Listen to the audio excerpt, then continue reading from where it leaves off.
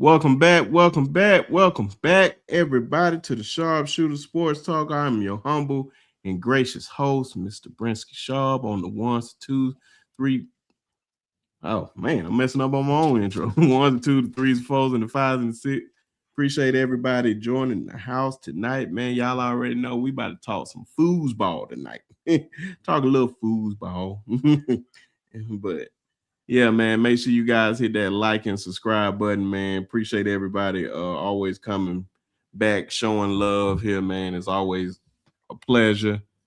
And hopefully we get some folks coming in tonight, man, ready to talk some ball, do whatever, and just see what y'all on, man. But like I said, make sure you hit that like and subscribe button. But of course, y'all already know, man, I got my OG up in the house with me.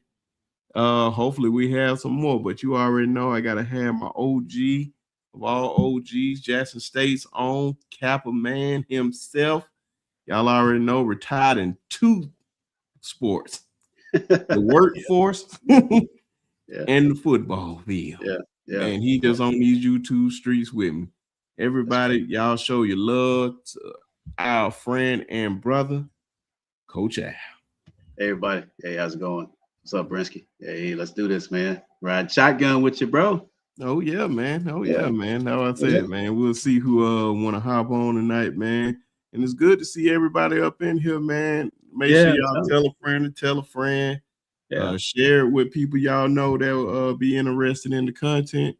Like I said, always wipe your feet by hitting that like and subscribe button, and I appreciate it. But man, what y'all want to talk about tonight? Also, too, we'll talk about, and preferably it doesn't have to be any Alabama talk, people.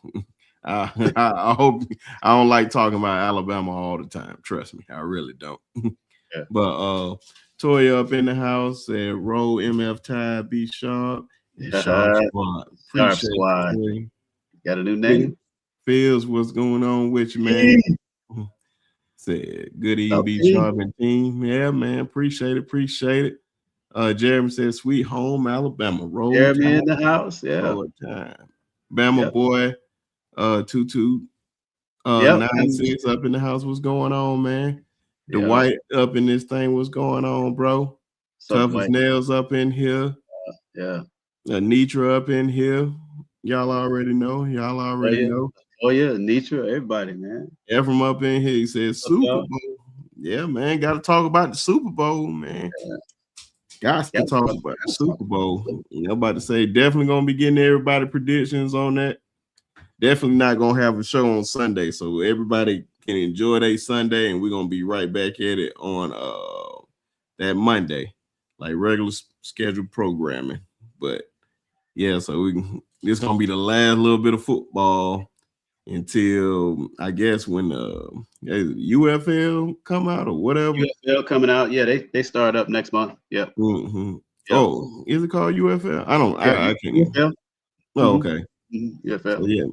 So yeah, man, it's gonna be interesting. I don't know where I'm going to start with this, but you know what? I'll start with what I see: the college football portals, winners and losers. Yeah, man, I don't know who are your winners and losers in this thing. It can be players, it can be teams, it can be anything that pertains to winning and losing. You know, be sharp. I'm gonna tell you, man. This thing is the scope of it is so wide. It's really, unless that's something that you do in this space that we do with football. Some guys do recruiting, some guys do film breakdown. You know, everybody find a niche in this whole thing. But to say that you got it all covered on what's happening with the portal, I mean, across the whole spectrum of college football that you can talk to about it. I can only track the big boys, you know, the ones that's making the headlines. You know, but I could tell you right off the top, you got to watch what Georgia's doing over there. Okay, sneaky good, Georgia Tech, because I live in the ATL. They're having a really good off season as far as the sneaky talent that they're bringing in. But what neither one of those teams did, they didn't go nuts in the portal to try to reshape their roster, kind of like what Prime did out at Colorado. What's up, cuz? You listening? You But obviously, Lane's doing this thing down at LSU. Okay, Indiana got a boatload of guys, a lot of talent coming in there. It's redoing their thing all over again. Um, OU doing some things, not to the extent that I think that we're seeing LSU do, but they're doing some things out there sneaky good. Mm-hmm. Obviously, we can talk about the landscape of Alabama football, and there's pros and cons on that. You know, I don't know what Tennessee's doing, but one thing that's got my attention, be sharp, What that? is these lawsuits that Aguilar got going and the kid over at Ole Miss. Okay, Mm-hmm. both of those. I think Trinidad lost his last night. He lost the appeal from the NCAA, Oh, okay. but he's in court today over in Pittsville, something, Mississippi. And here's the game they're running. They're taking it not to the federal courts, but they're filing suit in a local jurisdiction and challenging the NCAA ruling. And the NCAA is probably going to lose. And Mm. they feel some kind of way about that, the NCAA, but they can't do anything about it. So Joey Aguilar probably is going to get another year, and so is the kid from Ole Miss, because Trinidad Cam. they found a way, yeah, Yeah. to get through it through a local court system versus the federal. College football is just changing, man, so fast right before us, where a football guy like myself, I almost have to kind of divorce myself from all the madness and just go and grind the tape. Oh you yeah. know, yeah, because there's so much stuff going on. It's got it fluid in terms of how you want to manage your roster. Uh, that's everything now that looks more like a minor league professional thing without an antitrust or a collective bargaining agreement. Oh, by the way, student athletes sprinkle in. Whatever that means now, okay? So, Nothing. I mean, I know we talked about the portal, but all this affects the portal. Oh, and by the way, we had signing day this weekend. anybody anybody notice? That is the problem, man. I tweeted about it, man. I didn't even know it was signing day. It was signing day, And bro. you know Yeah. how excited I used to be for signing day, Man. man. Yes. I Yeah. used to be, I be wanting to take off from school. Tried to, Yeah. my mom never Right. allowed me to. I tried. I always had perfect attendance at in school for the most Yeah. part, man. Yeah. But Yeah. man, I used to try to sneak and get all the alerts and stuff and trying to figure out like who Bama got. Did this Yep. guy commit here, Yep. man? It used to be a thing, man. And I was just like, bro, y'all really still have this? Like, and it was just so sad that it was the actual day, and I never even realized it. It's a blip on the radar now, man. It's a footnote. And Ephraim, yeah, you're right, man. Control what you control the controllables 100% with you on that. But I gotta put it out there, bro. You know Yeah, that, yeah. Oh, I gotta put it out there, man. We gotta talk about it. yeah, man. It was really sad, man, to even just with everything with Trinidad Chambliss and Yeah. Aguilar going through right now. I expect maybe it may be harder for Chambliss. I really don't know. You know way more than me how deep it uh is going into the court system. But Hmm. I can see Aguilar coming back for another Hmm. year. I Hmm. mean, with them approving him, I just don't know with Hmm. Trinidad Chambliss. I don't know if he's just trying to get his stock up some more instead of going to the NFL draft. Because I think he can play the quarterback position. But maybe he just wants some more time to build up his stock. I don't know, man. You know what I said? I just learned about this more and more every day. Shout out our boy Patriot Rob. What's going Hey, on, what's man? What's going on, going man? on? What's going on, Good to Rob? see you, brother. Telling you, Man, man. I that's what tell I you. said, man. Yeah. It's a different world in this college football space now, man. You just never Mm. know what can possibly happen. Oh, It that was it it. Yeah, it's pretty interesting too. I think everything has this whole entropy thing going on for a while. Eventually, it loses the energy, and it settles into a state of being. And I think college football will absolutely do that at some point in time. It's just that this is so new to all of us. It's new to everybody, but for us who are just, opinion columnists, if you will, analysts in the YouTube space, we get a chance to discuss these things and have some serious debate about it. Uh, but I think just with anything in the natural order of it, it has a high state of entropy till it reaches its equilibrium.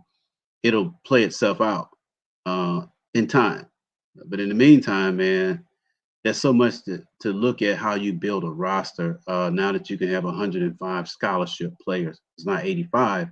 You can have 105 scholarship players, which means that the bottom 35% of your roster is going to be fluid because all those guys are kind of fringe players. Used to be 85 scholarships.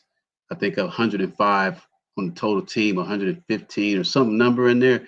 All of those are walk-ons or preferred walk-ons. Whoa, you on mute, bro? It wouldn't be a live show without it, man. Jesus. Never Wouldn't fail. be tonight. That's why I said, man, walk-ons are pretty much obsolete now. Yeah, pretty much obsolete. So that's what makes the uniqueness of building a roster at the bottom. Sankey affidavit was weak. He should have had a statement for all the pros. Okay. Yeah, true. It's that's what I said, man. This is just a tricky situation. I think everybody's learning on the go. Like we giving our answers and stuff, but everybody's learning on the go. That's true. That's a whole fact right there. Like Coach Sean say. That's what I'm saying. It's very fluid. And one thing about everything, B Sharp, everything is a system in this world, Yep. right? Everything is a system. And when a system has a high order entropy, this high energy input to it, that's not its natural state, typically. We haven't seen what's going to come out of all of this. It's the thing for us, is just to cover it, to Yep. create, a healthy dialogue that keep everybody informed and entertained and engaged. So that that's what I love about hanging out with you guys, man. I know we're live, but it's just like we hanging out, Yep. just talking because we're so comfortable with each other and respect each other point of view. But this thing here, man, the whole idea with the portal is I can't remember in all my years of seeing anything like this. Yeah. I mean, I've been around for a minute, and I go back so far as to when there was no internet and all that kind of stuff. What's up, Linda? What's going on, Linda? Yeah. Nice to see you in the building, in the Oh, house. that's what I said, man. Good to see everybody popping up in here, man. Always, man. Mm-hmm. Make sure y'all hit that like and subscribe button always. And tell a friend. Share it with somebody. Yep. Let them know we online talking for a little while. Be sure I'm gonna make you laugh, man. What's that? We used to go back. This is how bad it was with us, man. We used to go back and get the clippings out the paper. And everybody's reading the newspaper about who signed. We couldn't wait till Lindy's and Athlon and all that stuff come out in the summertime about, we'd be counting it down 7 days to Athlon, 10 days to Lindy's, and we'd be chopping it up, So this whole sports talk thing, I'm telling y'all, is just the fact that this YouTube thing got created and it's coming straight into your laptop, into your PDA, your personal device. But this talk been going on a long time. Hey, man, the energy has always been there. It ain't going nowhere. Okay, so we want to talk about who got who and who's going where, man. That's real. This is the new norm, man. Whether folks like it or not, man. It is. It's totally new norm. Yeah. Like, man, we get news faster and everything. That's why I was like, man, when I see like I think older people see, I'll say older people like your age. Commitment probably they see stuff as quick as we see it now. Yeah. Like, man, you had to wait for a while. Like, you didn't you get so much stuff at one Yeah. time, and you didn't know what was going on. And um, like for the Super Bowl week, you probably ain't know nothing until like the game came on, Man, yeah, and that's about it. that was Or they about it. talk about it on the evening news. Now you can just see all around coverage of everything going on Yeah, in the NFL yeah. right now. Bleacher Report, Mm-hmm. all of that stuff, man. Well, hey, let's look at it. We talked about this before, B, that the money spent on entertainment in United States, okay, and what you get spent on the major sports is Mm-hmm. coming up to be less than 8% of the total money spent every year in entertainment. I didn't even factor in college. I can go do the numbers and find out. But Mm-hmm. what that does is that creates market, and people who are in the business of making money, they trying to get market share. And the only way you could do that is to tap into this thing at wherever it is in the cycle. On each node of the cycle, people get money out of it. It's perpetual. And what feeds the whole beast is money, profit, Yeah. period. And that's what's going to make college football different, because once you start seeing the whole branding thing go, and then the brand can get money unique to each school, they start doing that kind of stuff, then where's the guardrails to say how much marketing proceeds to come into a program can a school get? Yeah. Because everybody didn't have the same brand. So I'm almost thinking like this, bro. It's almost pushing toward a super conference. I know we're getting off topic, but the money's going to take you to what the market's going to bear. And the people that can't keep up, they get left behind. And the people that's going to be providing the inertia for, they don't care about who get left behind. It's all about them, because greed's going to drive the whole thing. It Yep. always has. It always has. Okay. So I don't know, man. I'm just coming up with this now. I think inevitably it's going to get to, they're going to have a separation event. It's like you go to a NASCAR thing, man. The better car is going to start to separate from the pack, because they just better. They better Mm-hmm. funded. They got better racing teams. They got better logistics. Got better everything, to where the guys that are marginal can't keep up. So why would you inject? That's what makes this whole playoff thing such a joke, with teams that from the at large bids, the automatic bids. It doesn't make any sense at all. Yeah. Makes no sense at all. Okay, so to me, I know I'm all over the place, but man, it's something that needs to be talked about, man, because ain't no way in the world a team that perennial is putting money in the program like an Ohio State, for instance. There's no way James Madison can spend that much money, Yep. or Tulane. They win the conference, but can you really play with Ohio State? No. Even if you luck up and win, let's just say you win, you're not going far. You're You're not not going going. past the next round. That Right. like that is over with. This is not March Madness This, where you just can have a run and just you can make it all the way to the Final Four. It's not yeah, like that. right. Now, to me, I I think that there's no zero sum game in money, right? So I would say this. I would propose this: let the big boys be the big boys. Okay, and let the mid majors, if you want to call them that, the Tulanes of the world, or James Madisons of the world, let them duke it out for their championship. Market the heck out of it. Somebody gonna watch it. Okay, Mm-hmm. I'm just saying. Hey There's a man. big market out there. TV contracts will pay them for the scale of where they are to fund their programs. You know what's going to happen? Their players are still going to get in the portal and go to these big schools. Yep. Because like you just building them up, because there's some good coaching at these programs like the Got that right. HBCUs Man, and shoot you. all these other places, and like Yeah. you basically building these kids up to go somewhere else, and then just I guess to have more eyes on them and get the NIL money. So Yeah, I don't know, P. Phil say, hey, you think there'll be a salary cap. I Uh, believe it will be. when it gets to its natural order of state, P, probably.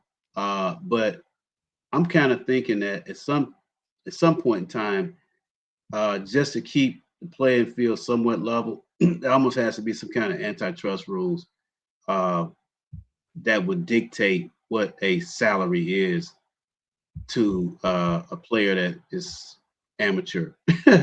Okay. Uh, but in order to get some controls, you got to do that. Okay. You got to do that. But that also tells you that the level of spending to make it fair, the big boys got to play with the big boys. Mhm. There's no way Troy University or Jacksonville State gonna be able to spend at that level, or a Sun Belt Conference team like Southern Miss is gonna be able to spend at that level and compete. Yep. I mean, so if you're going to monetize the thing, there needs to be some strict money rules that's already out there with a model, and that's it. That's the pro. That's the NFL. That's the professional leagues. You almost got to say, okay, now the other piece of that too is what's the academic criteria? You Mm. know, when can you apply for hardship to go pro? Are you going to go up to 18 games now? When is it going to stop? Those kind of things. That's the discussion. That's why this thing is so fluid right now. But the Big Ten, the SEC running the whole show. Yeah, let me see.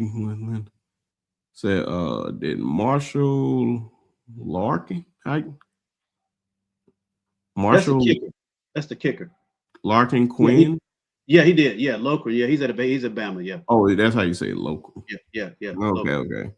okay. Local Quinn. He's at Bama now. He's a kicker for us. Okay. Ain't that I'm trying to think that's the one that I forgot where he came from. Marshall. There you go. He's Irish, I think. Because I don't Yeah, even think he has been kicking that long. I think he just started kicking yeah. and it was just like, He got a leg though. That oh dude yeah. got man, I seen him out there on the I seen one video on the practice field, man. man, that he posted on his video on the Yeah. Instagram. He sure was kicking that thing. Oh I just man. said, man, just make it in the game. Just Mm-hmm. make it in Yep. the game. Like everything look good on social media and all that, but I need you to make it in the game. But I can tell you that stadium with Marshall, and I have a special connection with Marshall Mhm. University. You know my story, and their stadium is kind of down in a hole, and that is not Brian Denny. I'm gonna tell you that right now. It's a bigger stage, man. And can you perform on that bigger stage? I hope you can, because we certainly need that consistency from our kicking game as a weapon. Like Oklahoma, that guy from Oklahoma, he crossed Mhm. the 40. There's money, and he got 3 points on the board, man. That guy was automatic out there. He out there his Daisy Dukes. You know, Hey, man, we had and fun the talking crazy about it. thing is, man, Yeah, if he was making you see the difference between the first game and the second game. Like the first game, he's making everything. Down the straight, he missed those last two. I was like, he wasn't doing that at all year. And I like how Oklahoma didn't bash him or nothing like that. From none that I seen, I don't have a bunch of Oklahoma guys except the guys that I know already. But they were like, man, they weren't mad at him for missing those two kids because they felt no, like, man, they let that game go in a lot of ways. And then right. he's been consistent the whole time. Yeah, his whole body of work is what you have to take into consideration. The defense. I remember they had freshman teams too, man. I go back there. I was born in Tuscaloosa, y'all. Raised there, and till I went off to college, never came back home. But I used to go to all the games, but I couldn't wait for the Sunday morning newspaper to look at what the freshman teams were doing. You know, what their scores was, because they would cover all that stuff. And the thing is, as a freshman at Alabama, most of you didn't. Ozzie Newsome was probably the first guy as a freshman to really play at that level. He was just that good. Yeah. Okay. Yeah. And so I go back that far too, bro. Look who decided to walk up. Congratulations, man. Congratulations, man. No, no, wait a minute. I love the NASCAR from my guys. We released our car and drive last night. Super excited. And Yeah. SGI and Earnhardt. Hold on, you working with No, this man? you didn't see the announcement, man?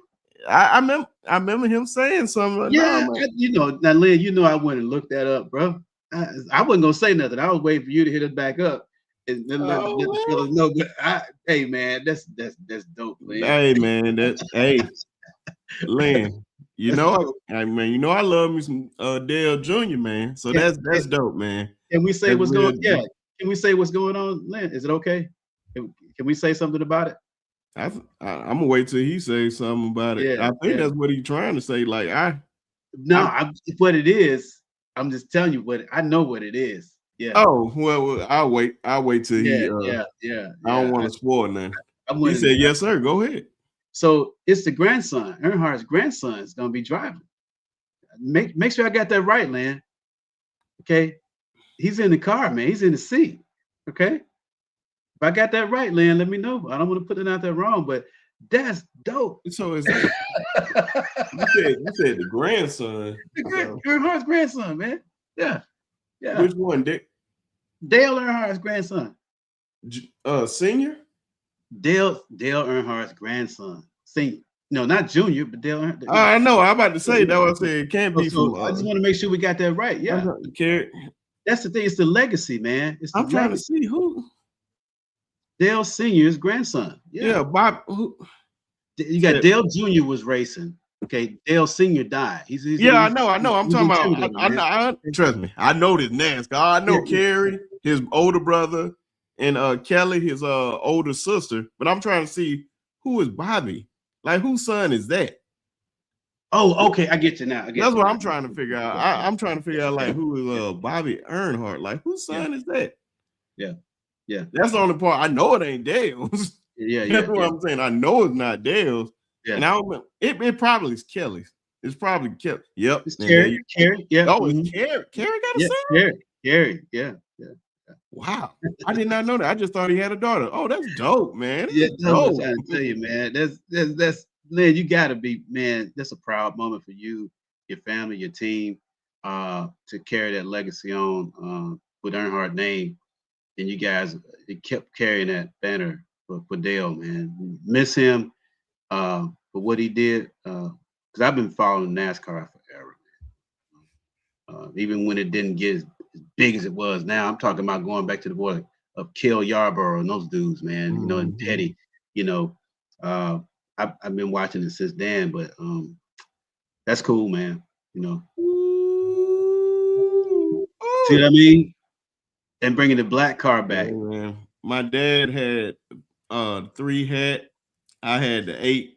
Right when it was my time, like growing up, man, we had the NASCAR racing jacket used to be super hot then. Yeah, that 98 car with Allison. That 98 car, Allison, that was my car, man. I hated when he got killed, man. That killed me, man. So, man, I'm telling you, bro, I used to watch Dale Jr. Like, I am a huge fan. That's what I'm talking about, man. Like the documentary that him and his sister put out on their dad, probably one of the best documentaries I seen all of last year. And it was like more in depth and it was like personal. Like, because you see other documentaries dealing with those two. I mean, dealing with talking about their dad, but they are talking about from what they know. And I can tell you, man, that man wasn't easy to live with, man. That's why I like that man wasn't easy to live with, and I'm the intimidator. And that wasn't just on the track. And then, man, I ain't gonna lie, because on Dale Jr. Reloaded, because like, man, I promise you, it's on YouTube. You go listen to the stories. The stories are top notch. I remember, I can't think of his name right now. Hands down, one of my favorite stories that he was telling. It's like one of Dale Sr.'s best friends. They used to go hunting. He used to be on the fishing channel. I'm gonna send it to you after this. Lynn probably know who I'm talking about, but they were like super close friends or whatnot. And he was just like, and he was jealous of him and his friends' relationship with his son. He said, I can't love my children as much how you love yours. And he said, you do, you just love them in a different way. And he said, and he was just like, I'm not built like that. And he's just like, he loves Dale Jr., but he don't know how to express it. And when I hear stuff like that, man, it just be like, damn, you don't know how to express it. And then I got to think about those brothers from back then. I know my dad was like that in some type of way, but like you can just see the toughness, like the hardcore, because their father was probably like super like masculine, and they didn't show that type of love or whatnot. They wanted the type to say I love you a lot, but they just show it in what they do. Oh yeah, man. I had to sing that, man. That was probably one of my favorite stories. Yeah. And if y'all don't know, man, I'm giving out free, man. We talking about NASCAR on the channel, so man, that's dope. So yeah. Hey, Chris Camp talking about he go to the NASCAR, but he didn't go to the races. You need to go inside of that track, bro. Man, the last time I went, that thing, man, it's something else. I went to Talladega. Yeah. I went to Talladega and I remember that man took me. Oh, I can't remember. What was that? 2000, 2001. Man, when I tell you that was an experience. Yeah. Yeah. Man. I'm up there twice a year, man. Yeah, man. That was an experience. I'm there twice a year, you know. And I would tell you the whole experience of that place, man, is something that is on a scale because of where it is. It's like that city just pops up over that whole week, and the inside of it, the inside of the infield track, man, and the infield, whole city, man. I mean, you know, I'm normally sitting up right before you get to turn one. That's why I normally sit. You know, you can see those cars coming down the tri-oval, man, coming down the straightaway, man, in turn one and out of turn two, and it's just an exciting place, you know. And I'm glad Hank Parker is Hank Parker Senior. Hank Parker, yeah. Mm-hmm. Yeah, Junior is Dale Earnhardt's age, but yeah, I'm talking about senior. Yeah, man. Shout out to Hank Parker, man. You can just tell, like, man, good guy. It's certain people in life that I will say, get you a friend like that, whether you're alive or not. He will, man. That's a good man right there. You can just tell good people. I'm gonna send you that story too, man. That was like, it was almost like tear worthy. I was like, oh man, they talk. You could tell like he missed his friend. Like they were like legit buddies. But man, that's bit time, Lynn. And you say they unveiling the car and everything. So definitely be on the lookout for that. Yeah. Whenever you post it or anything, or if I see it, I'll just repost it. Yeah, I believe that, Lynn. You can tell how he does because he does things for kids and disadvantaged kids and different things like that. You know, the real deal.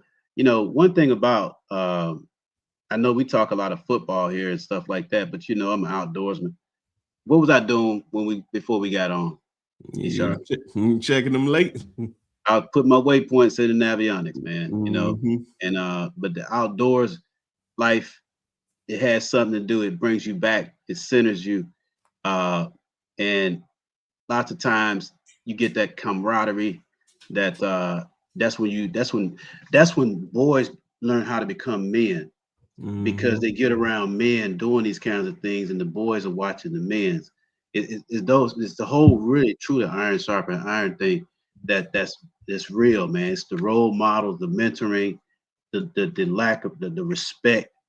So yes, Hank Parker is a guy that I've often followed a lot, man. And any of those guys, Bill Dance, all those cats, man, it's been out there doing it. Roland Martin, them guys, man, been doing it forever. You know, but that's just the country in me. Oh yeah, man. Take the boy out the country, but you can't take the country out. Man, yeah, man. That was said me, my dad being a farm boy and having this farm and all that, me baling hay, breaking corn, feeding cows, doing all that stuff. You only had cows, y'all, so I wasn't have no chickens and pigs and all this stuff. We just had cows. Yeah, so, man, I know all about that type stuff. One thing I said I was gonna do more is definitely go fishing. So Yes. Yeah. Hey, man. You know what? I'm gonna tell you something. Since we off on this, people start talking this craziness because you know me, man. I'm straight up in the zone. You know that. Mm-hmm. Uh, and and people started talking crazy, and I said, "Look, I'm going fishing." I said, "What are you talking? It's black dark." I said, "You don't get it. Fishing is a state of mind. Yep. It's peaceful.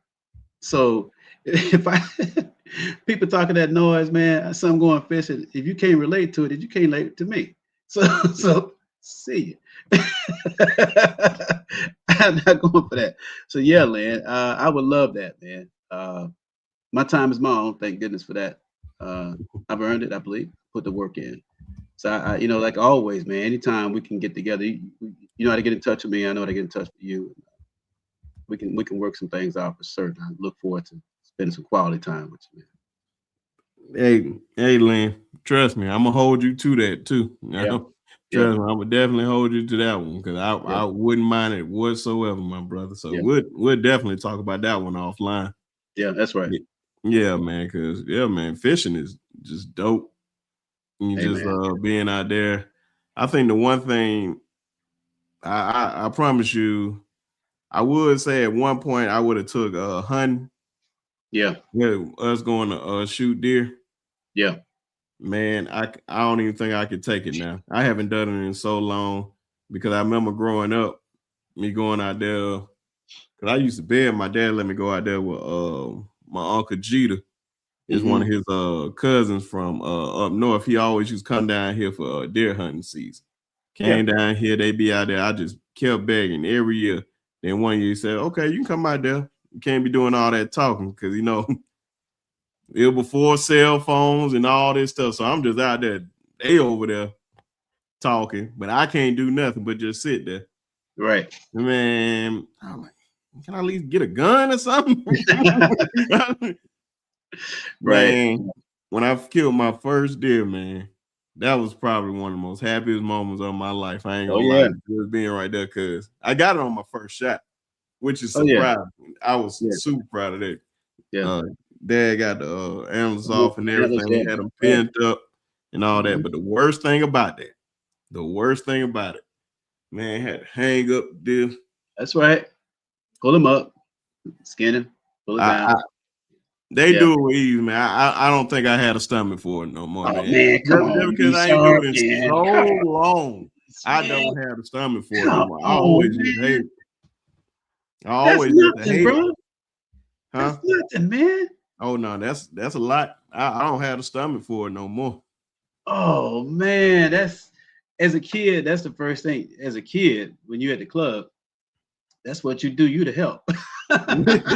You Man, pulling the hides and dragging them off, doing all that stuff, man. But anyway, I so- digress, man. some folks used to I know now they probably have somebody to process all that stuff You for. do, you Oh do. no. We did Back in the all the day, we process. processed We our had own. to get all that stuff out of there, put the Yeah, meat in the barrel, take it up to my mama. My mama finished cleaning it off, wrap it up, and put it in the deep freezer. yeah, yeah. Back in the day, there were no deer processors. At our club, we did everything.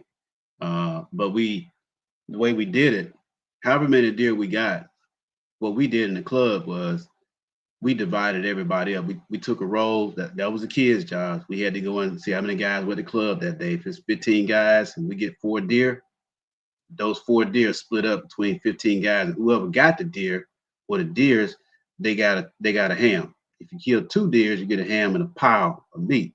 Well, the meats were cut 2 cuts. They were cut with chops and Mm. steaks and everything like that, and you had literally a pile of meat. So you set them out by the number of guys that we had, and we divided everything. That's what I learned as a young kid coming up on how you share, how everybody does the work and everybody share in the results, but everybody put in the work. Ain't no participation trophy. You know, Oh yeah. everybody gonna do the work. And if you're a kid and you're big enough to pull that hide out in the woods, that's what you're gonna do. You don't talk back. Okay. you, Man, you get beat down. yeah, man, what you say, man? Dude, Yeah, and that was like, man, I had my times. I was just like, bro, I yeah, can't do it yeah. no The more. back straps are what's the real Yeah, deal. what you Yeah, know about that? yeah, Hey, man, we supposed to be talking about something else. Y'all got me over here talking about this, man. Hey, yeah. what you know about Hey, listen, it goes where it goes, doesn't it? It kind of goes where it goes. So everybody, look, this is what you get when you come to B Sharp's channel. Mm-hmm. Okay, these brothers are diverse, man, in terms of their breadth of how they live life. So you get this. How about that? We can go deep on whatever you want to go with, really. That's what I'm But saying, man. tonight I it just know. kind of went this way. We celebrate land, what they're doing, historical. Then we talk about something, something else, man. I mean, the football thing will always be there for us. I Oh know for yeah, me anyway. I'm a junkie. You know, I can look man. at it, That's what I man. said. Outside that, that's what I said. I do. I just found out about DC fishing. Oh yeah, oh That yeah. man, how far they said they went out. I think they when I thought of DC fishing, I ain't gonna lie, I never done it. Hmm. But when I every time I'm thinking DC fishing, I'm thinking, man, they probably just went out like a mile or something No, like that. no. Man, that man said they went out about 25 miles out into the ocean. I was like, They started 100 miles. We went off Myrtle. We go over here. We were going catching mm-hmm. them gag groupers. We went out to the shelf. Uh, Venice, Louisiana. We brought a little bit of coast I out think there. you in the Matrix. I am. Okay. Oh no. No. Yeah, you back in the Matrix. I Oh, I don't know. see. I'm frozen. I see. I'm frozen. Yeah. Give me a second. Oh, okay. No, you for frozen again. Yeah, man. So, man, yeah, y'all, man, definitely big shout out to Lynn and Not all back that. yet. Oh, yeah, yeah, you bet. Go ahead. Okay. But like I'm saying, hey, listen. We went out 100 miles. I mean, we charter a boat and then we go, man. I mean, we went out for gag grouper. We go every year out in Myrtle Beach. This year went Myrtle Beach, right off Myrtle Beach, or north of Myrtle Beach, and we Mm-hmm. went out. That dude, he took us out 100 miles, man, and incredible ride. Get out there. You got to go to the deep water out there with the Gulf Stream. If you go to the Atlantic side, you know, it's different in the Gulf. Okay, the Gulf is different. The Atlantic is something else, more variety species of fish, but ain't nothing like. We was off of Venice, and we was fishing old oil wrecks, fishing down 500 feet, catching 70-pound amberjacks. And dead serious, and that'll wear you out. Okay, Oh, I believe it. yeah, going for swordfish, man. So yeah, yeah, yeah, yeah, love it.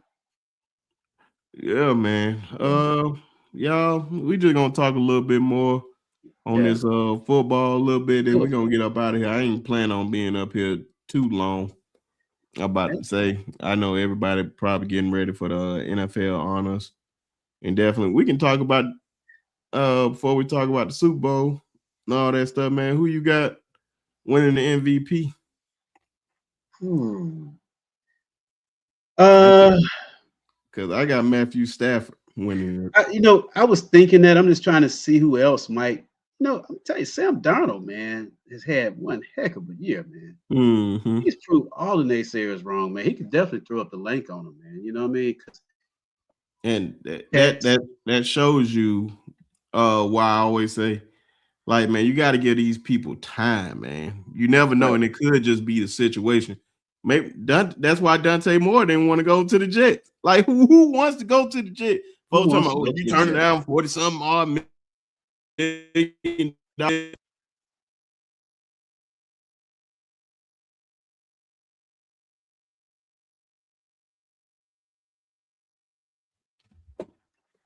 I think you went into the Matrix. Yeah, I went into the Matrix. I was like, no, man, if I gotta Yeah. go, if I have to what I'm trying to say. If I'm gonna be out the lead in like 4 years, I'm like, man, I don't want to go to no Jets. Man, Like you tell me last time y'all seen the Jets. Last time I seen the Jets really have a quarterback that was consistently good was Chad Pennington. oh, And wow, before that, I couldn't tell you. that's a long time ago, man. Well, That's you why can see Aaron Rodgers, man, how he looked playing with the Steelers this year. He looked totally energized versus when he was playing with the Jets. He looked like somebody was giving him casserole every Sunday to go play the game, man. He just looked like he just, man, he was, but he looked like he was re-energized when he played for the Steelers this past season, And but yeah, man. But yeah, hey Keith, I see what you're talking about the amberjack, man. Smoke it. If you smoke it, coat it with brown sugar and smoke it in a smoker, man, I'm gonna tell you, that is some serious eating. Okay. Yeah. So anyway, I'm not gonna get back on the fishing thing because y'all get me on that. I'll start talking be sharp and run me off his show, man. Oh no, man, you Yeah, good. yeah, yeah. But I can tell y'all this up and coming season when baseball season start. If you're a Braves fan, may have some apparel for you. Y'all just giving out some apparel. I know somebody that worked with the Braves. Shout out to the Braves. If you know, you know. And yeah, definitely gonna try to make a lot of games this year. Be up there inside the game. Y'all know Coach Al gonna be with me. And yep. hopefully more of the brothers be up in there with me because I'm gonna tell you right now, the last time I was in that battery, I was drinking good. I can promise you that. Nice place it is. The Battery is a great place, man. Yeah. It's one of the If, best spots in Atlanta to bring people when they come to town. There's just so much down there to do, even if the Braves aren't in town. man, what you Yeah, say? Well, yeah. even if it's game day, you can just be down there You and just be still have down a there. good time. There's so much energy down that joint, man. Um, hey, B Sharp, can I say something real quick? Man, say whatever. In the Alabama universe, let's talk about. Initially we talked about the portal and who was the winners and losers. We started out down that road. Mm-hmm. But talking near and dear to who we know, here's a nuance I want to throw to everybody out there. People talk about, well, we didn't get any of the big name players, and we didn't get a lot of older guys. I think on Christian's show today, a lot of that came up about the age group and all that stuff. It was a very good debate with him and his dad about that on the Miller's Edge. Shout out to the Miller's Edge. Christian, you do a Mm-hmm. great job over there, man. Facts. And man, with great humility, you do it because you could be one of those guys beating your chest about I did this and I did that, but you don't. You know, you treat people with dignity and respect who come on your show, and you try to shoot straight down the middle. Uh, but one of the things I want to say that if you're watching close to what Alabama's done on the defensive line, look at the body types that they're getting in the middle of the defensive line. And if you look closely, you're going to see a lot of guys that look like the interior guys with Larry Johnson up at Ohio State and the interior guys that Kirby got over there at Georgia. They're Mm-hmm. not short, squatty guys. They're big body guys. They're long. And it's hard to move people like that when they play with great leverage. And because they're long, they don't have to get up the field with an upfield pass rush. They can get their hands up. And so now what that does is that forces throwing lanes to change, which gives the edge rushers a little bit better shot because the quarterbacks may have to hold the ball a little bit longer. If you look in closely, you're seeing the body type change on the edge and in the middle. That's one thing I've noticed what happened even up front on the offensive line, the body type is changing. DeBoer has even said as much that they're going for a different body type on the defensive line. Mm-hmm. Okay, so you remember Michigan when Michigan won a national championship, how many bodies they were rotating on the defensive line, and look at the body types. Not household names.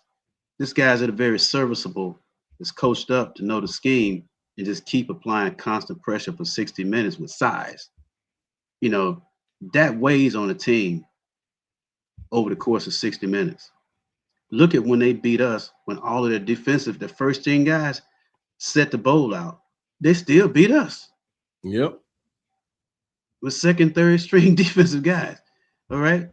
So if you're watching close, everybody say, well, all the guys left, all the production left. Okay. All right. Okay. That's fine. But maybe there's a plan. Yeah, man. I'm letting them execute everything that they possibly can do there, man. Because I'm like, this stuff takes time. I don't know, whatever. That's why I like a lot of people had these high expectations. Bro, I'm just like, if you're gonna have these high expectations, you're gonna be seriously disappointed. And I can tell you, there's a lot of people that had high expectations, even some of our guys that had these high expectations, whether they want to admit it or not. Like, man, you're gonna have to be patient with this. I know certain stuff don't look right on the field, but man, it's a transition. Like, it's a new day in college football. Even if Coach Saban was in this, man, he still would be and have a hard time in this. Like, it's not the college football that he used to. Like, those times are up. So it maybe if he was younger, he can deal with this. But man, that man was older. Like, you can't continue to do things the same way like how it was in 2015 because it ain't gonna work in 2015. And if you think it's gonna work, you show me a team that's doing it because I'll show you a team that's not. Well, I'm gonna tell you something. You are 100% right on that.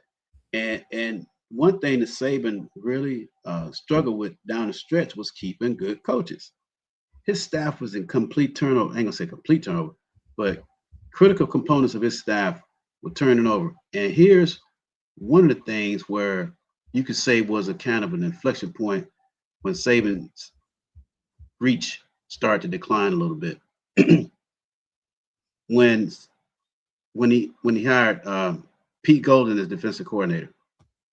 Mm-hmm. Okay, and Pete, he loved Pete because Pete had just a great football mind. Okay, and he thought that he could groom Pete to be the next Kirby.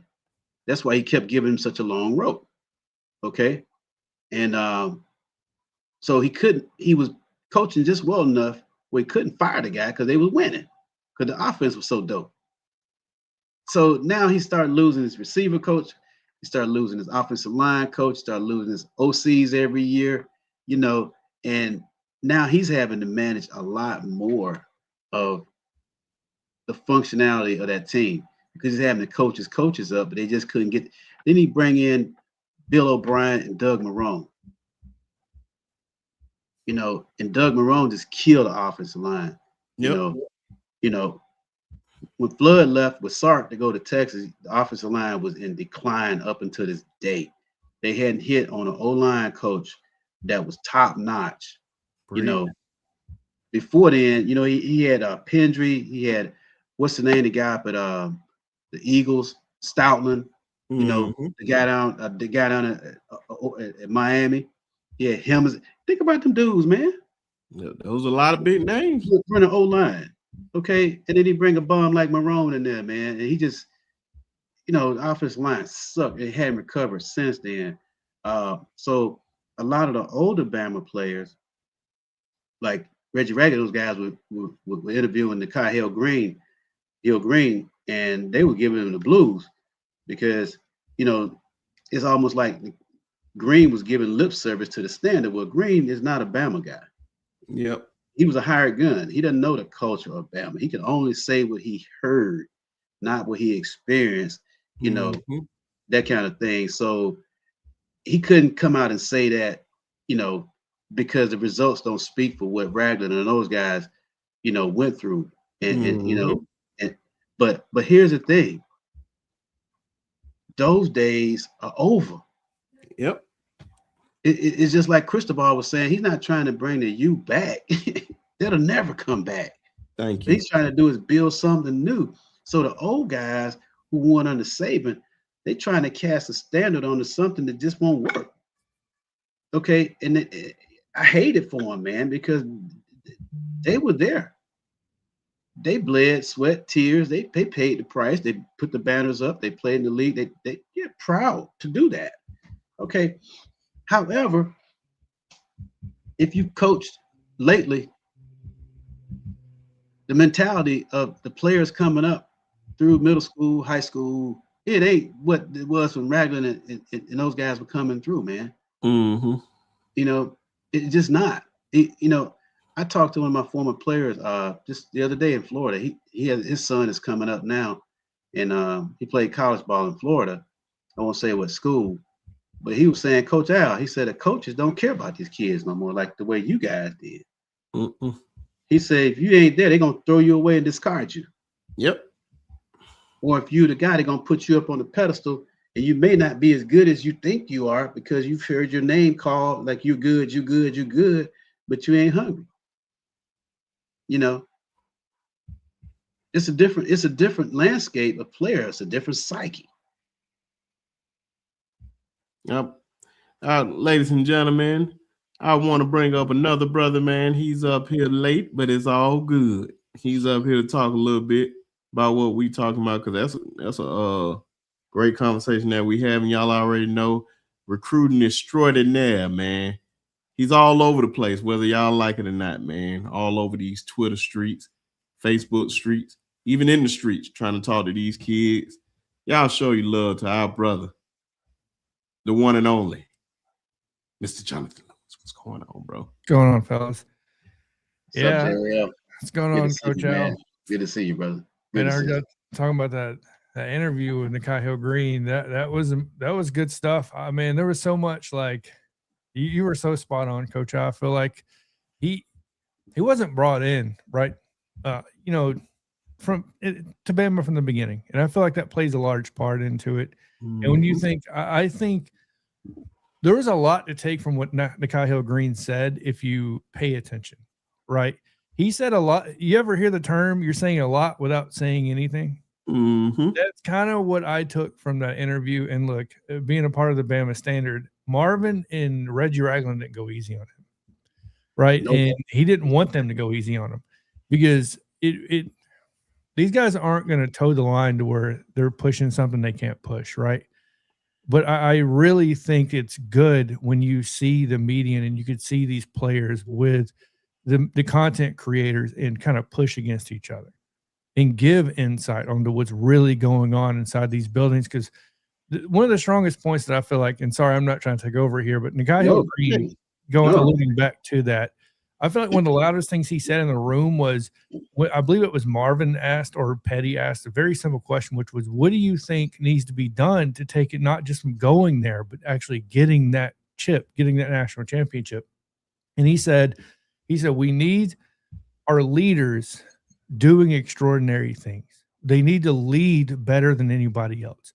And of course, he backtracked it right away. I'm not taking anything what he said out of context, but he goes, I'm not saying our guys aren't doing that, but we need guys to take it to the extreme. If they're gonna, they're gonna walk the walk, they need to do it all the way through. To me, that said a lot. I mean, I get it. I can be taken out of context, but when you tell me something like that, it's telling me that in your eyes, you may not be able to come out and say it because it's your teammates. I understand that part. It's a brotherhood. But from a fan watching this, I'm going, okay, that means you can't say it. But what you're really saying is your leaders of this team really weren't to the standard you thought they would be. Man, maybe I'm taking it out of context. Possibly. No, I said just to throw something in there. A lot of things that I feel like, man, that's why I say, man, it's so much you have to factor in with this stuff in time. A lot of stuff that Reggie and Marvin are talking about, they didn't have to deal with this era. Oh, social media is an MFer, right? Like the whole NIL thing is something totally different. Guys say they would just be here, or we would have did this, we would have did that. I don't believe none of them. I think the only person I've seen be totally honest about it, and I know he got a lot of flack from it, but just thinking back on it, I was like, damn, man, he was the only one I feel like was being totally honest about it was Marlon Humphrey. He was like, because Coach Saban wasn't going to be there, I would hit the transfer portal. Now, No. how many of those guys can legit say they would have stayed at Bama if Coach Saban wasn't there? Dude, we know Well, Marvin didn't play for him, so that's something totally different. But I'm just talking about like Reggie in there.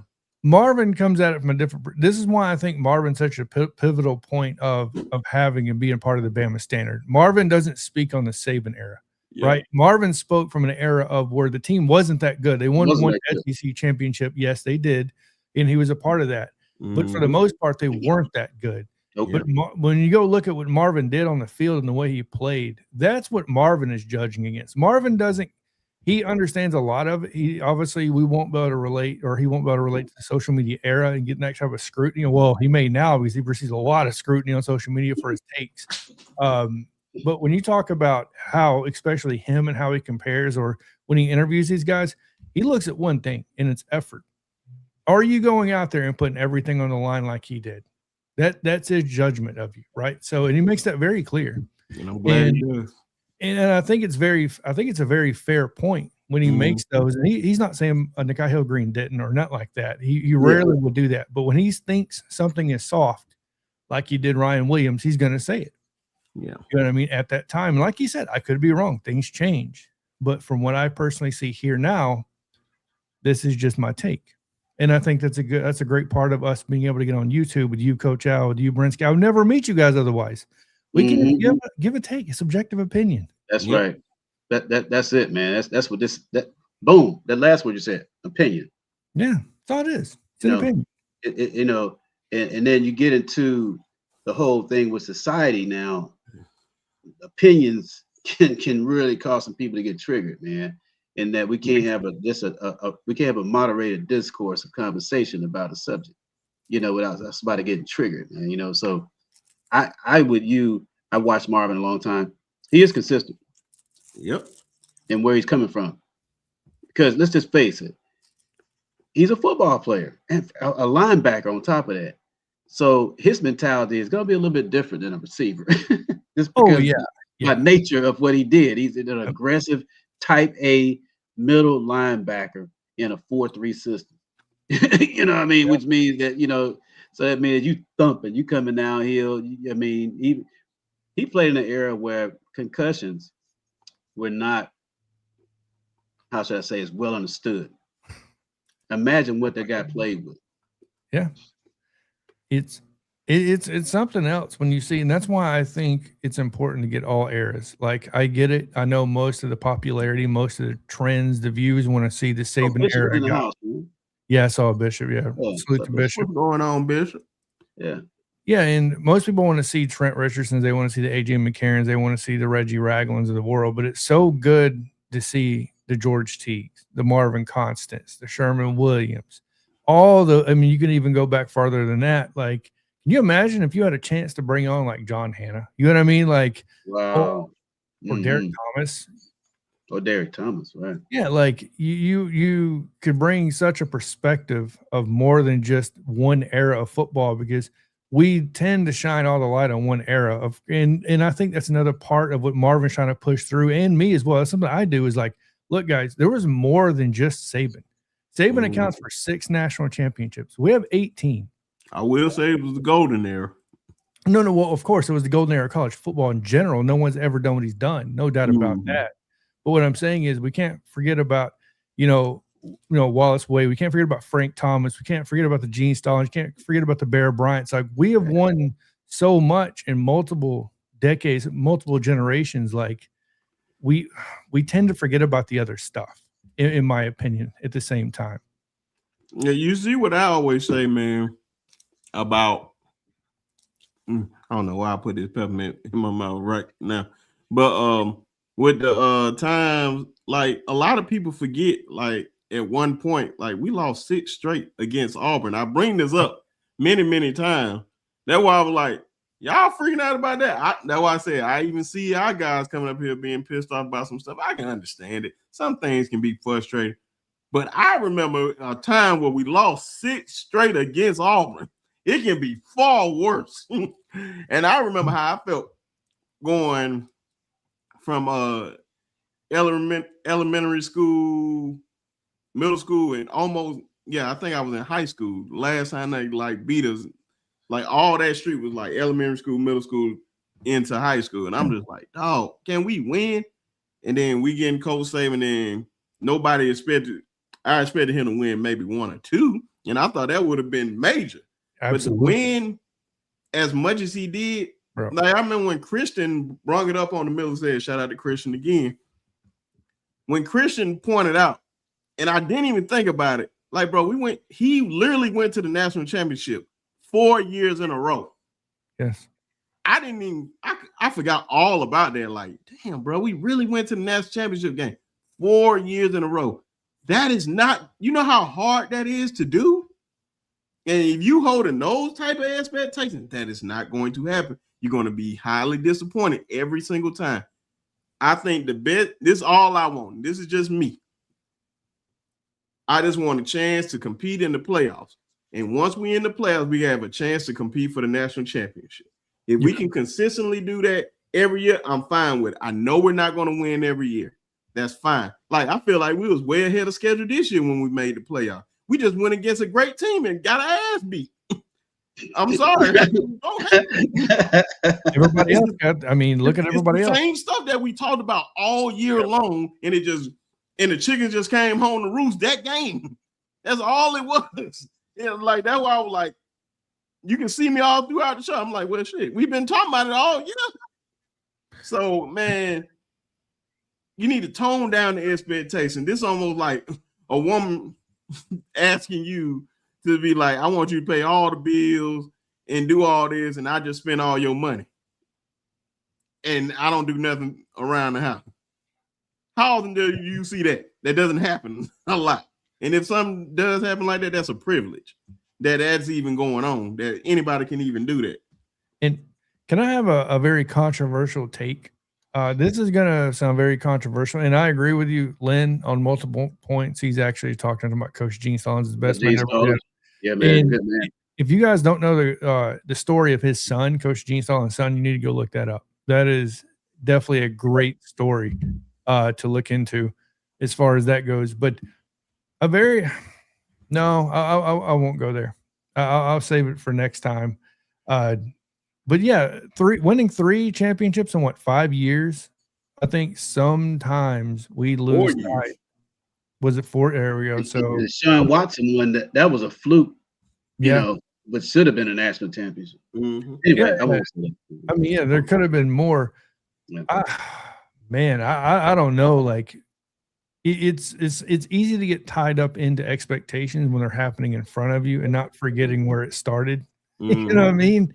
I think that's a big part of it too. It's kind of like when you grow up, you know what I mean? They always say, don't forget where you started. Don't forget where you came from. It's a big piece of it. And as a fan, we got to remember that too as well. You're not going to be on top forever. Nobody ever is.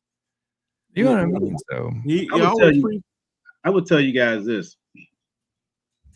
Before Nick Saban came to Bama, Alabama was defined by Bear Bryant. Yeah.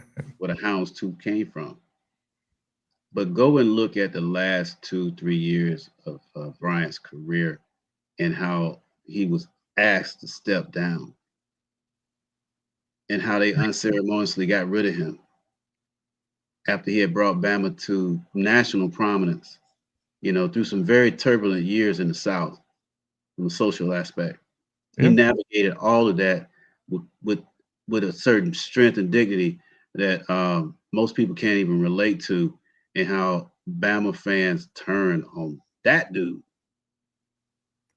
That's who your fan base is, to a guy that built Bryant-Denny Stadium. He built Alabama into a brand.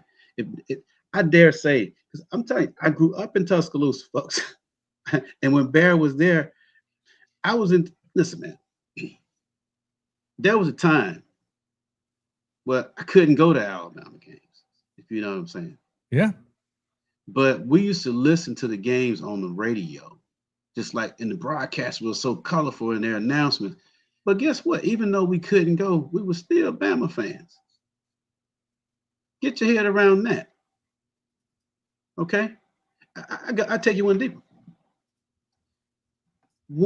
Some of the guys, when they were running Wishbone, Willie Shelby and all them guys, running backs, you know, those guys would come over. They used to be in our backyard shooting basketball, eating food that the neighbors gave them. But on Saturdays, they scoring touchdown wearing tearaway jerseys. Yeah. Okay, that's where I come from. Okay, Yeah. and Bear Bryant built that. He made the bridge and built Bama into that, and his fans literally. He died shortly after he left. Maybe 2 years. Maybe he didn't last. Maybe 2 years, like that. It was slightly more than 2. Yeah, I think. Yeah, he didn't. The guy didn't last long at all. No, that was his life. I thought it was always like some months later. It was a short time, is what I'm trying to tell you. You know, so let's just keep it in perspective, man. You know that you have experienced the two of the greatest football coaches in college football history at Alabama in my lifetime. You did, yeah. And I wish I could have been alive. I was born in 85, so I didn't get a chance to really remember it. My earliest national championship I remember obviously was Stallings in 92. I was 7 years old. And I'll be honest with you, that was even fuzzy for me remembering. He died months later. Yeah. Sorry. I remember when Joe Namath played at Bama. Later. You remember what? Coach Joe Namath played at Bama. Sky Hunter, Snake, all of them boys, man. Okay. Johnny Musso. You guys, well, they tell me I made 65 trips around the sun. I don't know how old I am. Okay. I have no 135 years old. I don't know, man. Okay. I'll take it. Okay. Time is relative. That's what they said Joe Louis was in Coming to America. I'll take it. I love that movie, man. I love the first one. Joe Louis can't beat my Santa. Oh, never gets old, man. Yeah. And Coach Al, to your point, I feel like understanding the history as well. So, like, reading up, watching videos. I'm not saying everybody to do this, but like, it's cool when I can drive by the practice field and know that tall stand out there overlooking the practice field. That's a Bear Bryant thing. Like when you can really understand and get into that, and you know what I mean, see that, it gives you kind of a different perspective of how everything is built. Because it's easy now in this new age era to go, well, Saban tripled the attendance at the University of Alabama. It tripled since he got there. It really did. I mean, and I'm going to go ahead and I'll give a controversial take and get you guys' opinion on this. But I do feel like at this point that NIL has now become, in my opinion, a cop-out for fans to blame players versus coaches when the coaches have consistently made millions for more than 2 decades now. It's very easy to go, you're making millions, you should be doing this. Well, the coaches are making 10 million. The coaches are making 2-3 million. Or like I feel like the NIL excuse is now become something, just a scapegoat. And I get people are going to push back on that and go, well, they should be performing at a certain level. Look, number one, if you know anything about college football, these guys have been getting paid. Let's be realistic for a minute. It just wasn't out in the open. It may be not to the amount it is today either, right? But let's be real. NIL has now officially made it a cop-out, in my personal opinion, to shift the blame. I mean, think about how much less heat the coaches are receiving and more are put on players. Ephraim, I graduated from Druid High School. Yes, I did. I did. I'm an alum. I'm a Druid Dragon. DD for life. Okay. Oh. Yeah. Druid Dragon for life. Okay. That's what it is. Our mascot was a dragon. Okay. So Ephraim must know something. Yeah. Yeah, that's what I'm saying, man. It's a lot. That's why I said, man, a lot of people just had these expectations. That's why I say, even a lot of I got. That's why I be looking at them like, man, what you so mad for, man? Like I'm like, because it's only so much you're gonna get, man. Especially when you're going through a transition, like this, man. What coach you seen deal with this? Like you leave off one great coach and go to another great coach that fast. Like everything just pick up right where it left off at. Last time I really seen, like if you do see it, it's like it's an anecdotal situation. It doesn't happen. Like you got to give stuff time, and if you keep trying to rush everybody out the door now, like what type of I don't know what type of. I'm trying to see the word for this. How consistent you think Alabama's going to be if you like, okay, all right, man, they ain't doing that in the first 3 years or whatnot. Oh, it's time to let them go. Man, you should look at some of the greatest coaches in the history of this game and see where they was at if they let them go at the wrong time. Imagine if the 49ers let Bill Walsh go. Bro. Imagine if Bill Belichick never got another coaching opportunity. He left Cleveland. Yep. No, Okay. fire. How about that? Yeah. How about this one? Let's see how consistent Pittsburgh's going to be. That's what I'm saying. Man, I mean, yeah, I don't watch the NFL like and that's my team. I'm a Steeler fan from Richard Fuqua days. Okay. All right.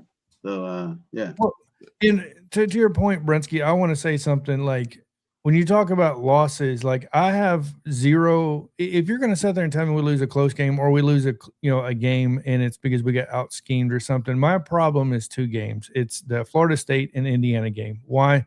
Because you can physically see the team, the lack of effort. When there's a lack of effort in a game, the Florida State game was obvious, right? I think that's the first thing I want to say is like all the other games I understand. And that's what kind of perturbs me when I go off on a rant. It's like, okay, I understand. You got caught out of assignment, you know what I mean? Like blown coverage, whatever. But when you sit there and there's a very famous play of who was it, which is blown out of proportion too. But when you know the one about Shador Sanders where he throws an interception, and he's just standing there while the whole team runs the guy intercepting the ball down.